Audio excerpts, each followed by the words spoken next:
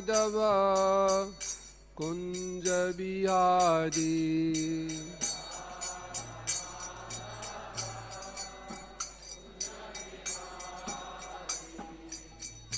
Gopi Jana Vallabha Giridvaradhari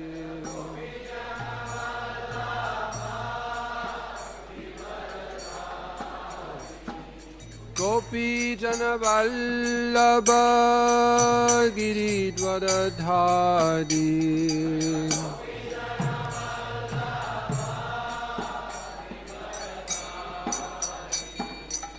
Yashodanandana Braja Janadanjana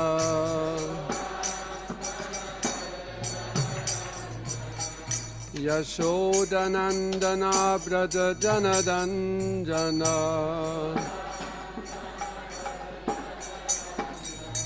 Jamuna Tira Vanachari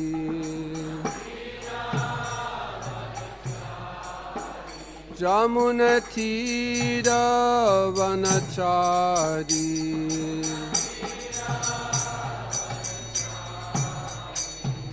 Jaya Radha Madhava Kunja Bihari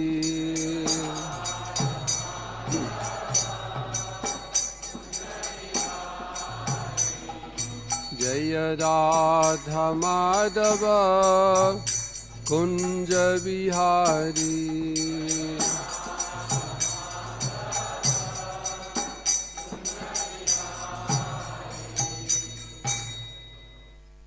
Jayam Vishnupat Paramahansa Bhagavata Sudhara Shri Srimad His Divine Grace A.C. Bhaktivedanta Swami Shri Prabhupada Ki Jai Anta Koti Vaishnavindi Ki Jai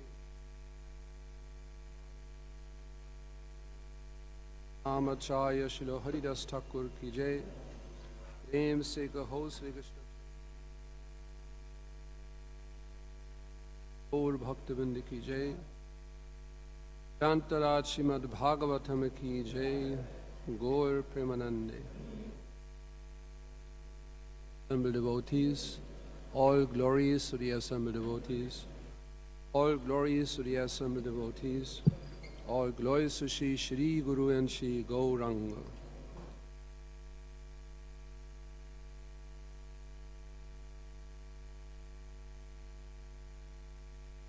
Om Namo Bhagavate Vasudevaya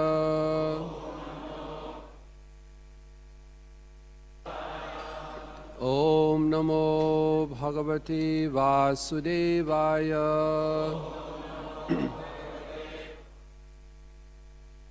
Om Namo Bhagavate Vasudevaya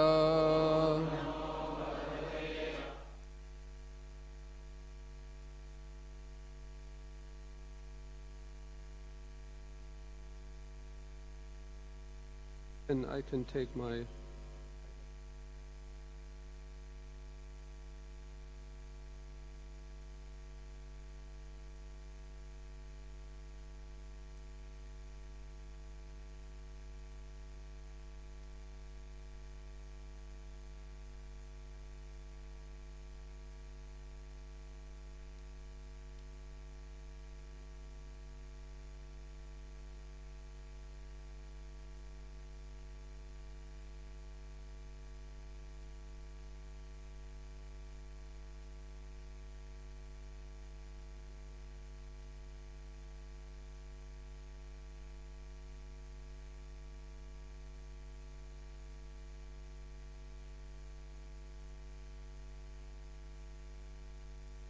from the Srimad Bhagavatam, 4th canto.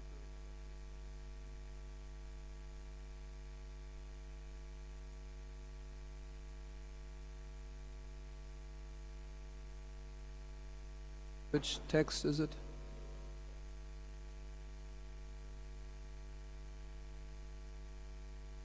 Backboard, 21.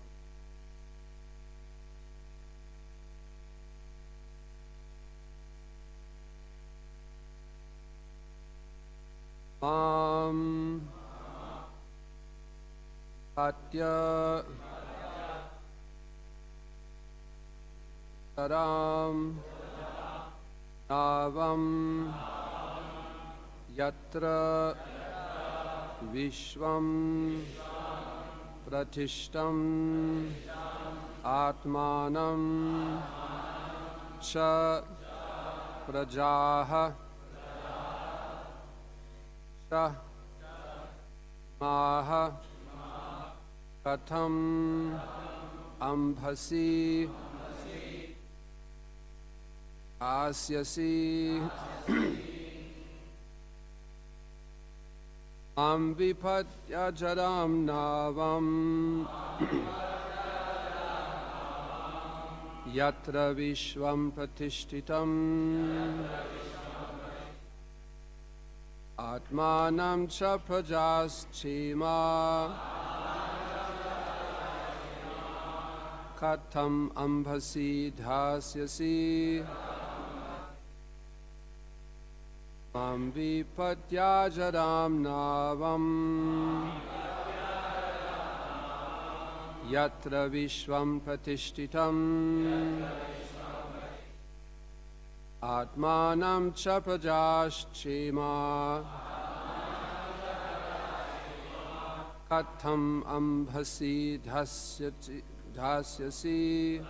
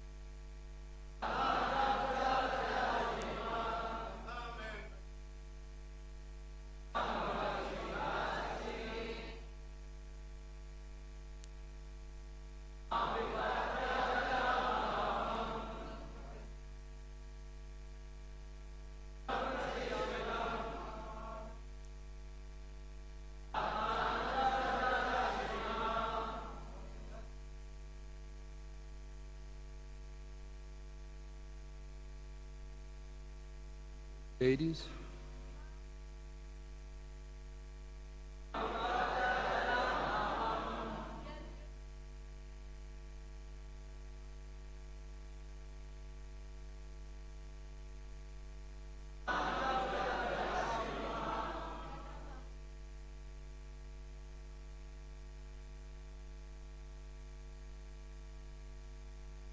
Mom, me.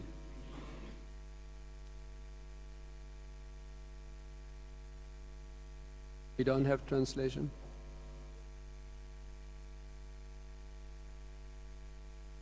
Oh. Vipatya, breaking to pieces. Ajaram, very strong. Navam, boat. Yatra, where? Vishwam, all worldly paraphernalia. Patishtitam, standing. Atmanam, yourself. Cha, and. Prajaha, your subjects. Cha, also. Imaha, all these. Katham, how. Ambhasi, in the water. Hasyasi, you will hold. Translation. The cow-shaped earth continued. My dear king, I'm just like a strong boat, and all the paraphernalia of the world is standing upon me. If you break me to pieces, how can you protect yourself and your subjects from drowning? You also have to read the previous verse.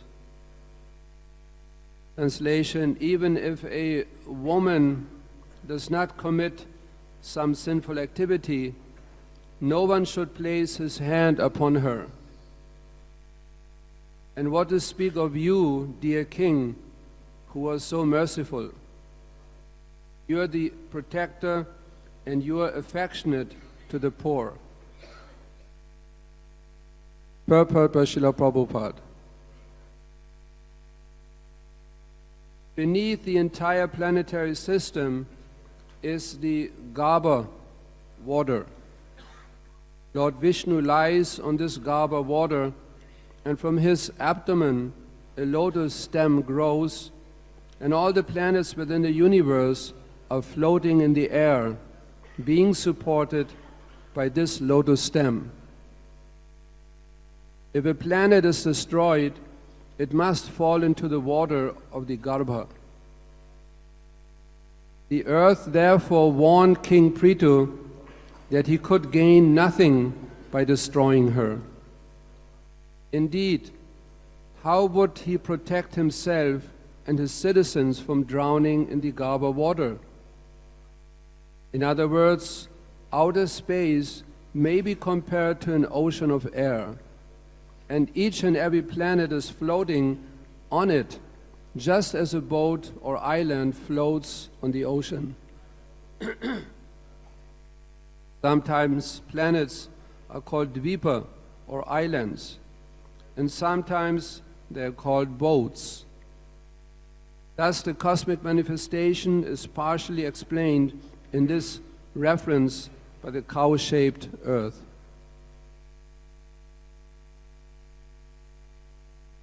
Mam vipadyajaram navam yatra vishvam pratishtitam atmanam sharpajaschema katam ambhasi dhasyasi.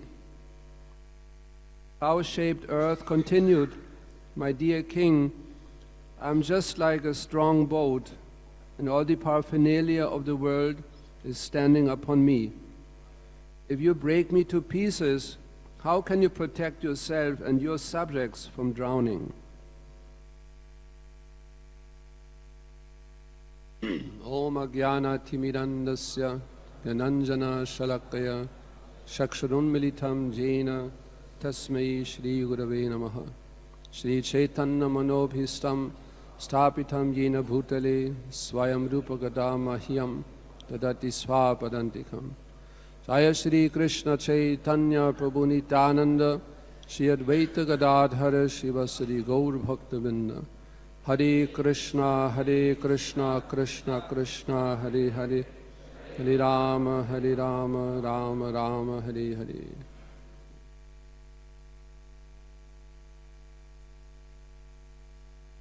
And the previous verse, even if a woman does not commit some sinful activity, no one should place his hand upon her.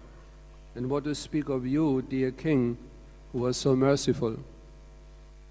You are a protector and you are affectionate to the poor.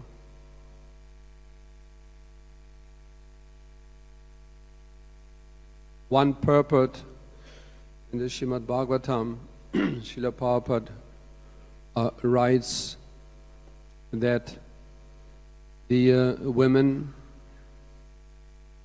the children, brahmanas, old men, old people, and the cows, they all must be protected in any civilization, any civilized society. They must be given protection. And in this previous verse to this one, Mother Earth, Bhumi Devi, she points out to the king that even if a woman commits some sinful activity, does something wrong, should not be punished. But nowadays, and of course what to speak of the cow, protection of the cow, children. If we look into nowadays, modern day society, from these verses we can easily understand how degraded society has become. Women are not being protected. What does it mean? Sometimes I can imagine, women are wondering, what does it mean to be protected? I'm a woman, I'm not a child, I'm not a baby. What does it mean to be protected? Protected from the exploitation of man. Unfortunately, this is going on. How much unprotected women are in society. How much they're being exploited. How much they're being, in so many unjust ways, being punished, even to the point of being killed. They cannot defend themselves properly. There's no protection. Children, same. How many children are being abused, killed? Cows, on a daily basis, millions and millions of cows are being slaughtered. Can you imagine at this particular moment, on this earthly planet, millions and millions of cows and calves are being slaughtered, killed. And people are wearing their skin on their feet. This is modern day society. Brahmanas are not being protected either. They're the most important element in society. Brahmanas are being compared to the head of the body, social body. First of all, the Brahmana class also degraded in so many different ways. And those who are true Brahmanas, they don't get any support, any facility whatsoever. They have to find some job somewhere just to maintain themselves. They have no time to teach. They have no time to even give any direction to society. And nobody takes them serious anyway. Brahmana, what does he know? He's just mumbling some mantra all day long. What do they know? We have to do practical things in society. They think like this. They're not being supported. No facilities are being given. This is modern day society, so degraded. In one class, Srila Prabhupada mentioned that although in India also, unfortunately, so many degradations are taking place. We don't have to get into details, but it's a fact. Very, very degraded, even in India. Very degraded activities. But still we can see that if there's some Krishna Katha, Bhagavad Gita, Srimad Bhagavatam, Ramayana, millions of people immediately, thousands of people come and want to hear. This is one great advantage India has. Still people are very eager to hear about Krishna. And then consequently, of course, get involved in Krishna consciousness. Practice some devotional service, take up the process of Bhakti, chanting Hare Krishna. And that's the great, great fortune. This is why India still is special. Of course, there's so many holy places, so many sacred things in India. India will always be special. But nowadays we can see that eagerness to hear about the Lord, it is still there. And we must take advantage of it and distribute Srila Prabhupada's books profusely. That people want to hear about Krishna. But as explained in the Srimad Bhagavatam, it is the medicine for the disease-conditioned soul, bhava roga, repetition of birth and death. That's the disease of the conditioned soul. Doesn't matter what our position might be. Doesn't matter what our projects might be. Everything one day will be finished and we will be gone. This is not the healthy condition of the eternal, blissful soul, full of knowledge. So that's the disease.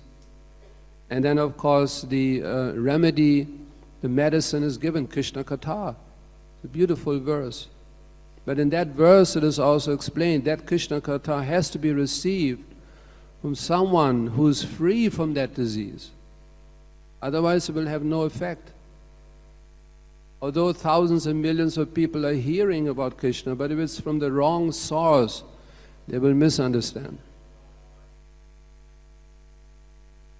Yesterday we explained that all these wonderful things, stories, narrations, pastimes we hear about Lord Krishna, the Pandavas, Mahabharata, Srimad Bhagavatam, Ramayana, Lord Rama's pastimes are so wonderful, so glorious, but we have to understand them properly also.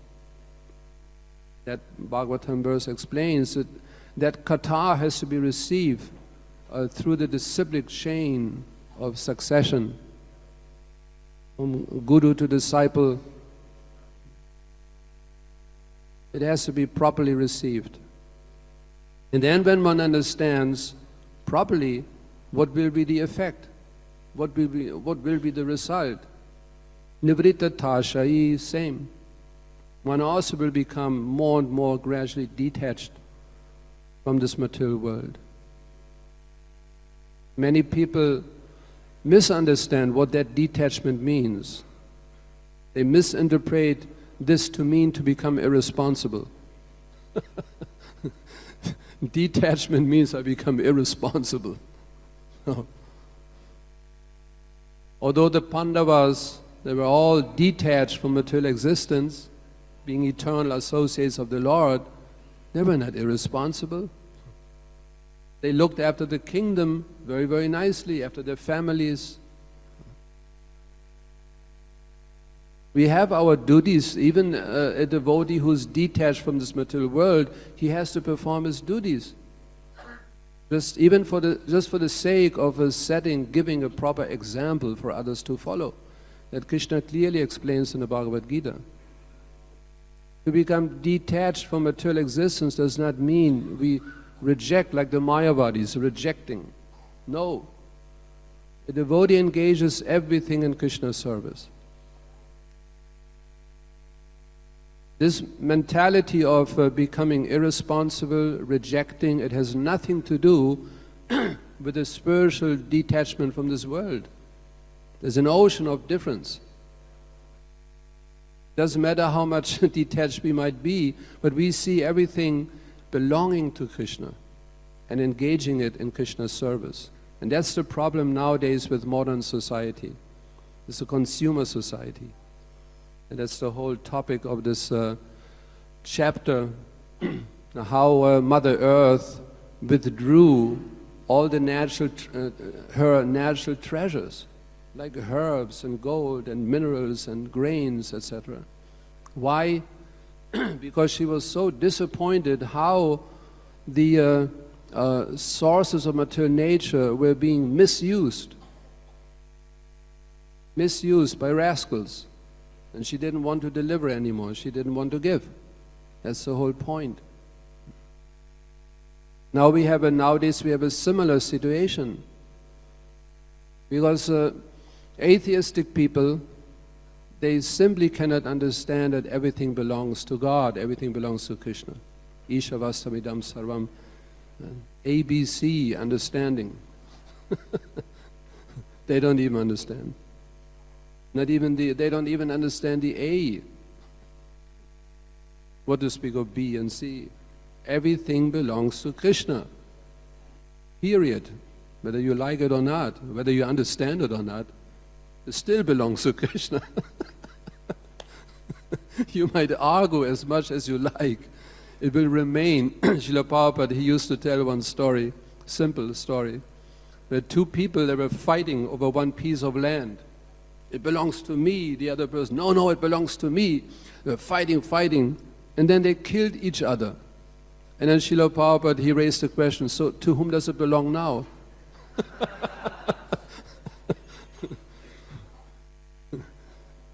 That's the intelligence of modern man. Fighting over some stolen property, like dogs, the two dogs fighting over the stolen bone.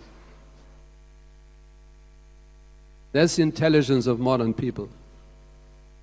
Fighting, killing each other, but the land remains. What you are fighting over, that remains. To whom does it belong then? Another politician coming, this is our land, this is our country.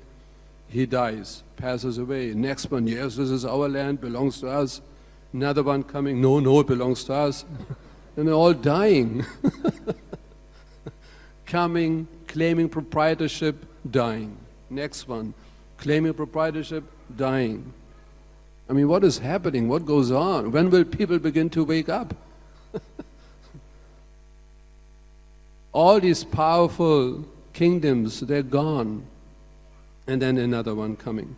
That's history repeats itself. But the fact is, everything belongs to Krishna. The entire planet. So our process is not a process of rejecting, becoming irresponsible, or like the Mayavadis, it is illusion. It is all material illusion. I have nothing to do with it. No, this is not our philosophy. As more we become detached from matter, from material things, as more we become attached to Krishna and engage everything in Krishna's service. This is our philosophy. And we can clearly see if society becomes overpowered, overwhelmed by lust and greed. Kama esha, krodha esha, rajaguna samutbhava. In that verse Krishna explains very nicely. Vitinam ihvaidinam. It is this lust is the greatest enemy in this world because it will destroy everything. And presently it is exactly happening. When we look around, the statistics, environmental statistics, they're frightening. They're horrifying. How much this planet Earth is being misused, exploited. Just like I recently saw one documentary, because it's interesting, and the title is Plastic Earth.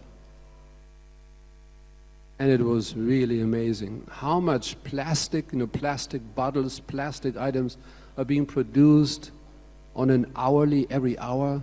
My God.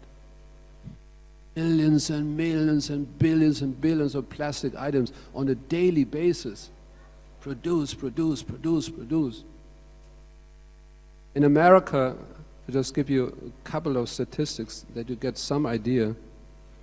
In America, the largest landfill means a huge piece of land, like a country, that size, like a medium-sized country, that size.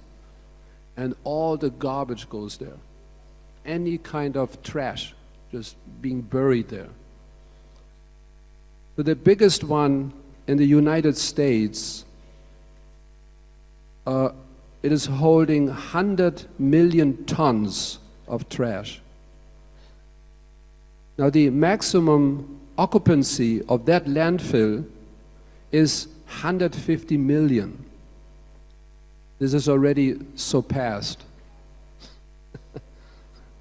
There's no more, no space, no place anymore to deposit your trash. We know how much trash society produces every day. Just look on the roads, on the street, look everywhere. So much garbage. And they don't know any longer where to put it, where to place it. Where does it go? Into the rivers, into the lakes, into the seas, into the oceans. Now they begin to discover from satellite they begin to discover the Atlantic Ocean, Indian Ocean, all these gigantic oceans, so much garbage is being spilled on the land. They call it, what is it called? 1 second.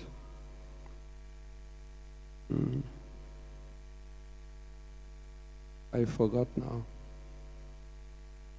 Just like a belt, at the shore of the ocean, and there's a huge belt, like several kilometers long, a belt of just trash, garbage.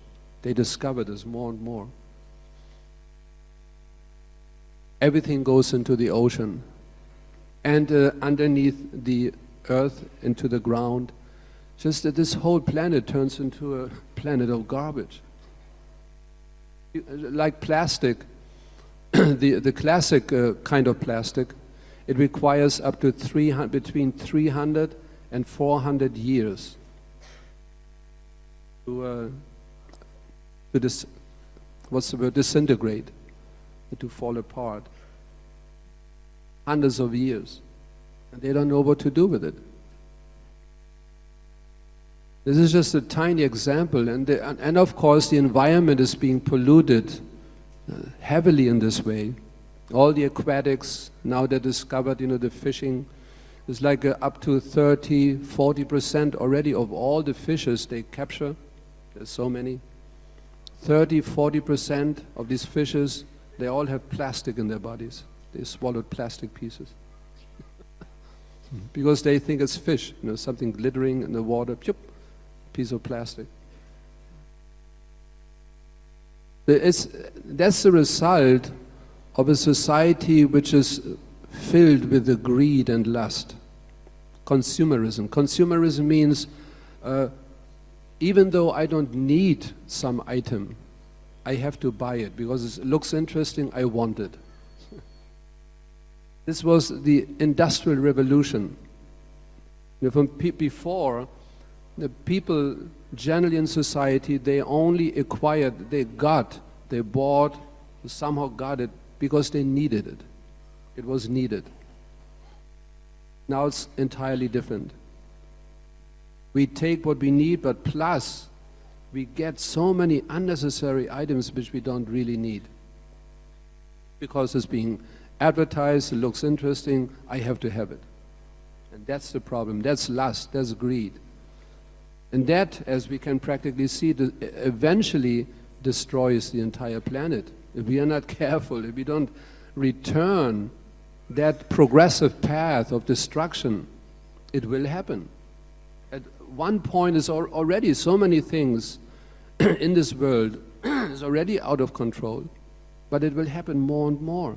At one point, they will just give up. Anyway, let the whole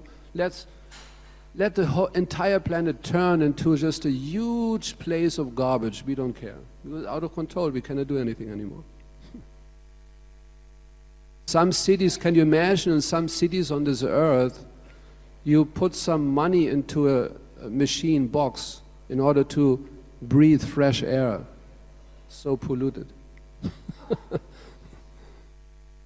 They discovered even in Germany, Germany is supposed to be like a high standard of cleanliness, everything Baka, Germany. I know because I'm from Germany. Even in Germany, now they discovered all this bottled water, the water in plastic bottles, etc. Now they made some tests, and it's more than 80% of all the bottled water, it is lower quality than normal tap water. You have to pay so much money for it. You buy water in a nice looking plastic bottle, less quality than tap water. It is getting more and more out of control. This is just a little bit, we can talk for hours and hours about it, how crazy our planet is becoming. And why? Because people simply don't believe in the Vedic injunctions, in the instructions of the Vedas. They don't believe it. They think it's all fairy tale, it's all mythology. They don't care. But every word spoken in these literatures, it is so valuable. It is meant for protection of human society. It is meant for the protection of this planet Earth. It is meant for the protection of the animal society. Everything. That's the whole interesting topic of this particular chapter of Srimad Bhagavatam.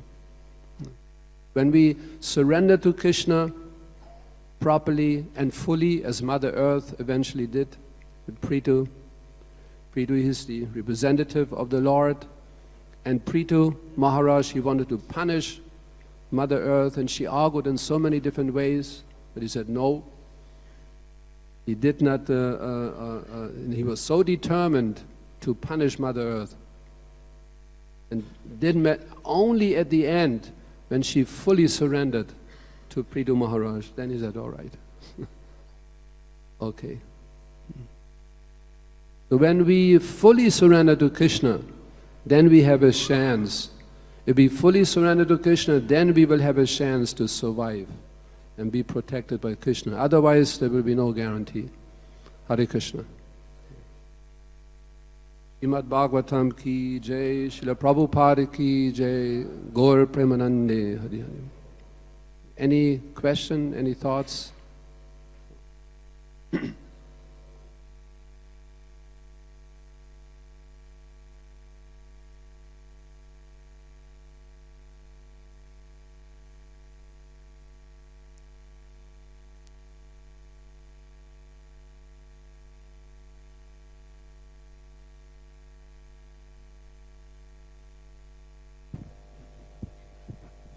Hare Krishna. So much thank you, Maharaj Shri, on this auspicious occasion. Today is sun enters in Pisces today. Very special festival in our Vaishnav calendar also. Very special what? Sun enters in the Pisces zodiac. I don't understand. Sun enters in the zodiac Pisces in Vaishnav calendar. सूर्य देव आज mean राशि में प्रवेश कर रहे हैं, कर गए. Just like the His Excellency President of United States of America visited India in the month of January. Speaking Hindi, right? You speak Hindi, little English, the Hindi. Last year he spoke at the airport to the Indians. आप सबको प्यार भरा नमस्कार. I greet you with love. So we all the devotees gathered here greet you with Vaishnav cult. With Vaishnav cult. There may be some difficulties in my accent, but I have complete love and affection to you. Oh, thank you. Thank you.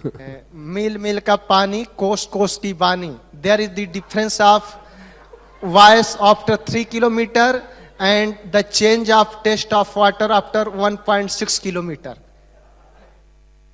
I have one question. As you mentioned in your discourse, it is very crucial issue for the entire 126 crore Indians, and it is the prestige of my country. First of all, I born in India. It doesn't matter, we are not Vaishnav, we are trying to become true Vaishnav and planning to make Vaishnav entire universe by the grace of Srila Prabhupada. And a German writer mentioned 6 days back, a German writer mentioned India is the country of rapists. Of? Country of rapists. Yes, yes. While in India, only 2 people are victimized among 1 lakh citizens regarding rape cases. In the Germany, 20 people are victimized among 1 lakh persons. 10 times more than India in German. 10 times more rape cases in German than India. How dare he challenge like this? He is saying that India is the country of rapists. What is your comment? Which kind of ethics his parents taught him. I didn't want to purposefully get into too many details. It is an endless list. What we do right now, it is just a fraction of what really goes on in society. So we don't have to go into all the different nitty-gritty details. But we should just accept the fact. We should just accept the fact that society is so degraded nowadays, and we have to do something about it. That's the summary point. Otherwise, we have to sit here for the rest of the day to give a proper, balanced, outlook on how degraded society is. But we don't have the time for that. But that's also a fact. Yeah. And what to speak of,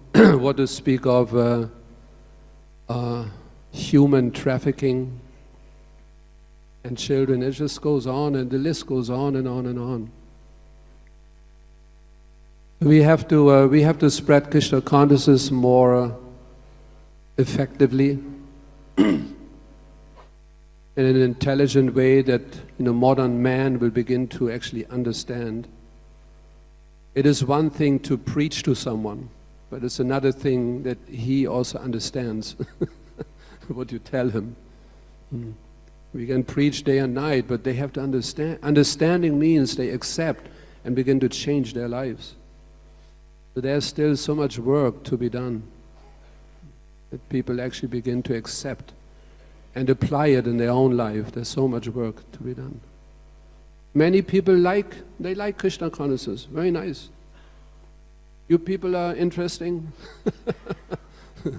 Vegetarianism, very interesting.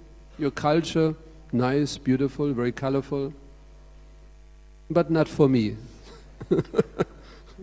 They respect, they appreciate. But they don't really participate. So much work to be done.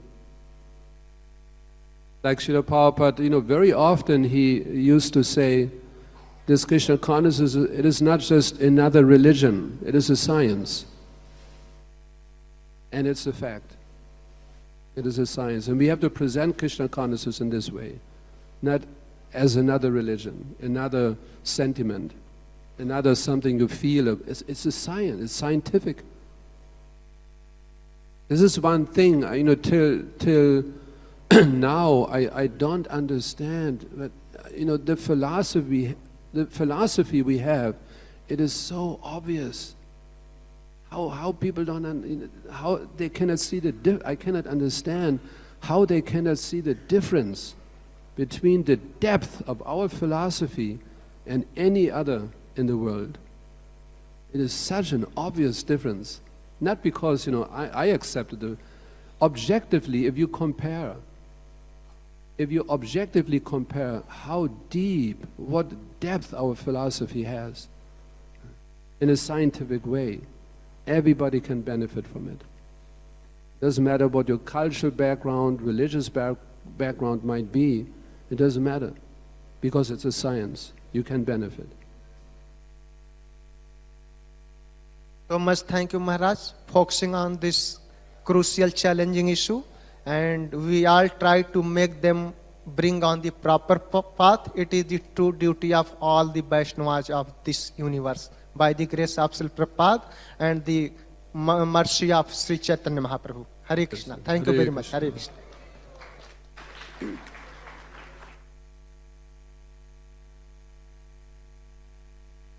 Hare Krishna Maharaj. Maharaj, sometimes, as you told that... Could you speak a little slower, because for me, acoustically also it's a little difficult to understand.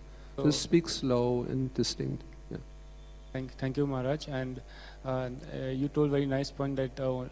you told very nice, like try to speak slow. You told very nice point that Krishna consciousness is the only solution for this kind of problem that we were discussing in this verse. But while we are preaching, or we see the statistics of like the rate of spreading of Krishna consciousness versus the rate of the people who are rate like the degree with which we are spreading the Krishna consciousness in this world, with the rate with which the people are exploiting the resources. sometimes we feel that like we are too behind, and it becomes demotivating, like Comes demotivating. demotivating. So how should we? Thinking it's already too late. What can we do anyway? Yeah. So like how would you see this situation, like Krishna consciously? No, at least we have to begin. If we don't do anything, then of course nobody else will follow either. At least we should start. And of course we want, on one hand, we are practical, we can use everything in Krishna's service, but at the same time, we should not support the exploitation of Mother Earth. We should not support it. Like in so many of our temples, we also use so much plastic all the time. Plastic this, plastic that, so everything is plastic. So let us try to return a little bit more to a more natural lifestyle. Bring your water in a clay pot. I mean, why does it have to has to be plastic? When I was a boy, there was no plastic. Can you imagine? Didn't exist. There was no plastic, and still we were living. We didn't. What is that word? If you don't drink, you die. What is it? Anyway. We didn't die because we had no plastic bottles. I brought the milk from the milk shop. He had this simple, nice machine, and he pumped the milk into some kind of metal cane, metal container. And the milkman, he pumped the milk into the container, and then I carried the container back home. Life was so simple. Now, if you travel from one city to the next, you don't know how to drink without plastic. There must be plastic bottle, otherwise you don't know how to drink. But at that time, there was no plastic, and we were all drinking very nicely. Just see, that's consumerism. By advertisement, propaganda, you begin to think, I depend on that, what is being produced. I depend on it. I must have it, otherwise I die.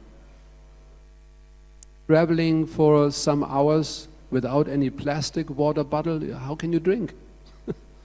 You begin to think like this. We become more and more dependent on it, and everything is being overproduced. It's a big, big problem. Any item overproduced, it turns into garbage. It's a crazy society, consumerism. People are being forced in so many different ways. They're being forced to work like asses, to work practically day and night. They have to work to be able to afford. On a daily basis, people have to buy, otherwise economy will collapse. You have to buy, citizens, they have to buy on a daily basis. Otherwise, economy will crash down. And then imagine how uneconomic it is that every second, every third citizen might have some vehicle, some car, motorbike, and then every day they're going into the city, buying, zooming back, again going, buying, zooming. So much waste. But that's modern society. It made us believe we have to buy as much as every day I have to buy something. It doesn't matter whether need it or not, I have to buy.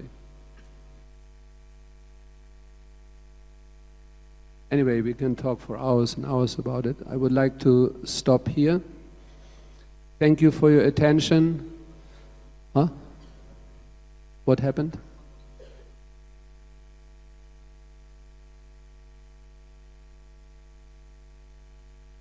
Acoustically, I cannot hear you.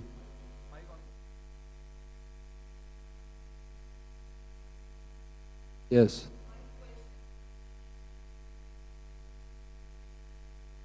Yes, how we can surrender always. It's easy to surrender to Krishna when we suffer. This is why sometimes Krishna doesn't mind that we suffer. The devotees say, well, why am I surrender to Krishna? No, we also forget, even as devotees, we tend to forget Krishna. And then Krishna does, okay, give the devotee a little suffering, it's good for him. Because immediately, oh, Krishna, Krishna, Krishna.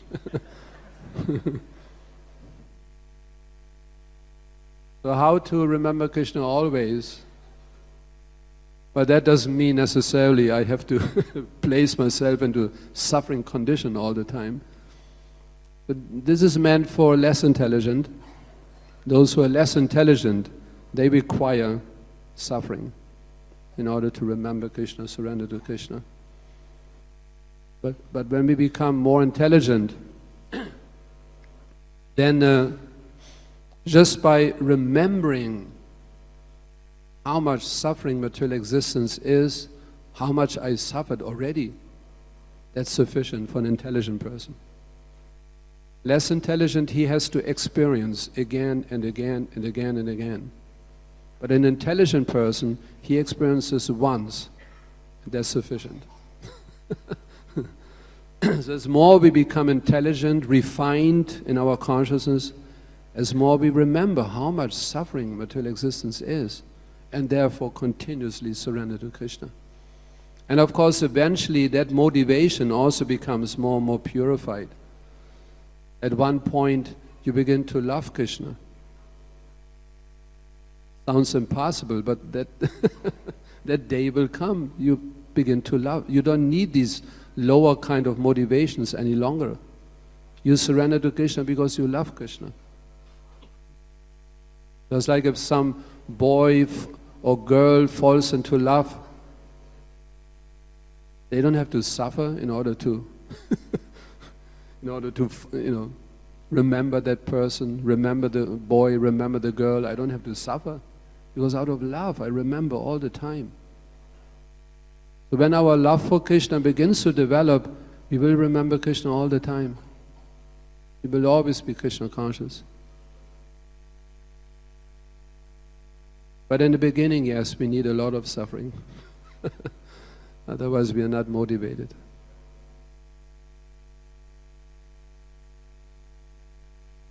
Reminds me of the story of a madman. A mad person, he was running with his head against a wall. Boom! And it caused so much pain. It was like, oh, wow, so much pain. That's the other side, there's suffering in this world, and then the other side of the coin is material pleasure. Actually, you cannot separate the two from each other. Bumping his head again, and then another person watched him. What are you doing? Why you always run with the head against the wall, and then you scream in pain? Why you do this? And he rationally explained, you see, when I run with my head against it causes so much pain. Yes, I know, so much pain. But then that pain goes a little bit away, and this is such a pleasure. And in order to experience that pleasure again, and of course, consequently, you have to run again against the boom. So that's material life of pleasure and pain. Because if we suffer, then the reduction, the reducement, the mitigation of that suffering, then we think this is pleasure. Feels so nice. Sometimes people do this even purposefully. They purposefully place themselves into some kind of suffering, even mentally, psychologically, whatever it takes. They must place themselves in some kind of suffering condition. Nobody likes me, everybody hates me. And then they're waiting till someone comes, no, actually you are not so bad. Oh, they feel some relief. And then they think this is pleasure. So we have to get completely away from this material pleasure and material pain. We just surrender to Krishna. Whether you suffer or whether not, doesn't matter. We have to surrender to Krishna. That's sanity. Then you become sane. Thank you. Hare Krishna.